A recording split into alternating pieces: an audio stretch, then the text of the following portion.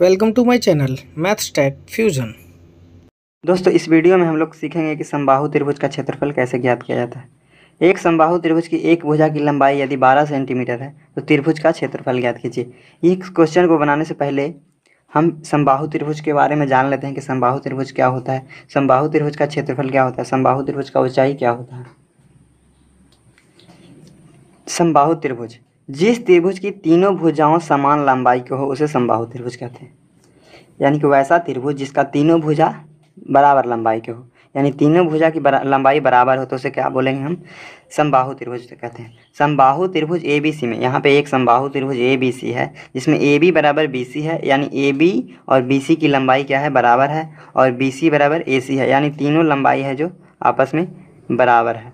तो ये कैसा त्रिभुज बन जा रहा है, समबाहु त्रिभुज बन रहा है। तो यहाँ पे सबसे पहला फॉर्मूला बन रहा है कि समबाहु त्रिभुज का क्षेत्रफल बराबर क्या होता है। तो देखिए समबाहु त्रिभुज का जो क्षेत्रफल का फॉर्मूला होता है √3/4 और गुणे भुजा का स्क्वायर, √3/4 गुणे भुजा का स्क्वायर।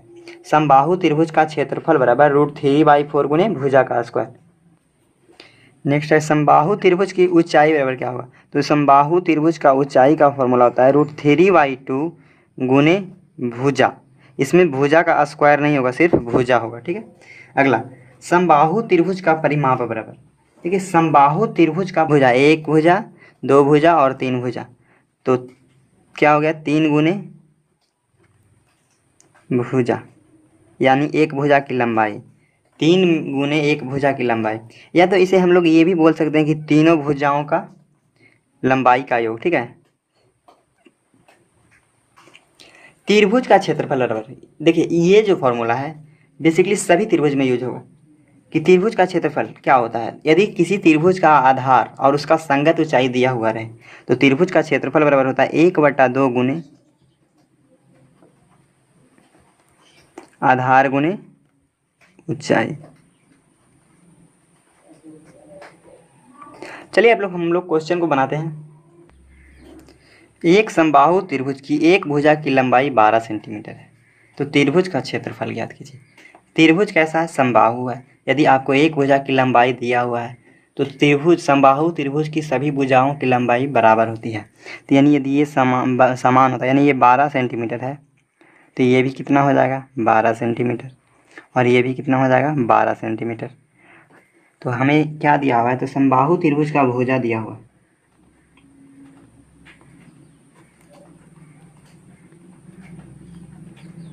समबाहु त्रिभुज की जो भुजा है,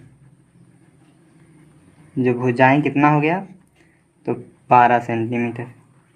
अब हमें पता है कि समबाहु त्रिभुज का क्षेत्रफल बराबर क्या होता है।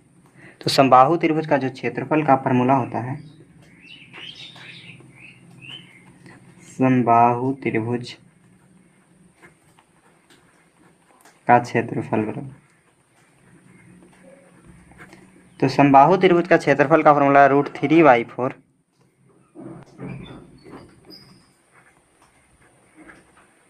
गुने भुजा के स्क्वायर। तो चलिए यहाँ से इसे सोल्व करते हैं।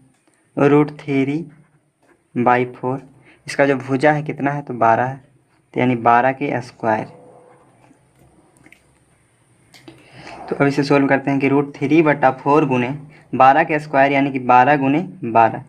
अब जो कट रहा है उसको काट लेंगे, 4 से ये 12, 3 बार में 4 तिया 12। तो यहाँ पे जो आएगा इसका आंसर, 12 में 3 से गुना करेंगे और √3 है, तो यानी कि √3 गुने 3 गुने 12, 12 में 3 से गुना किए तो आ गया 36, और 36 और √3 सेंटीमीटर स्क्वायर, यही इसका आंसर आ जाएगा, ठीक है। एक समबाहु त्रिभुज की प्रत्येक भुजा की लंबाई 8 मीटर, तो त्रिभुज की ऊंचाई ज्ञात कीजिए। देखिए यहाँ पे ए बी सी एक त्रिभुज बनाए हैं जिसका प्रत्येक भुजा की लंबाई कितना है, 8 मीटर है।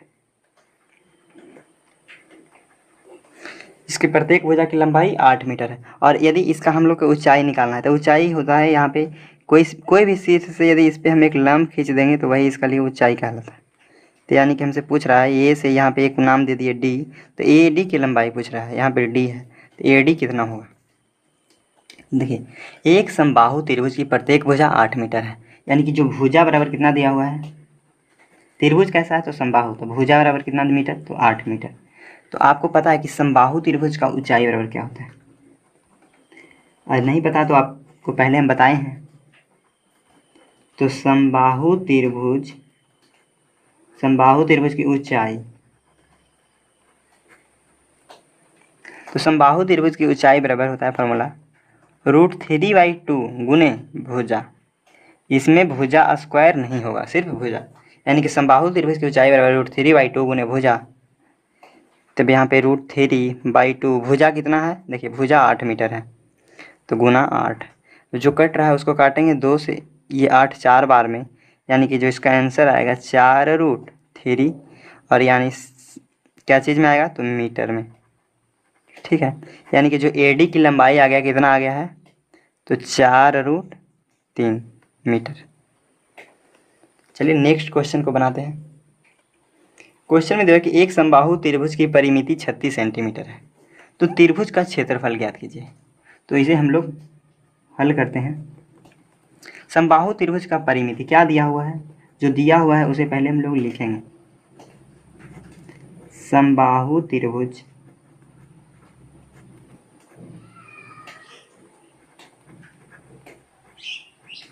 की परिमिति बराबर 36 सेंटीमीटर। देखिए,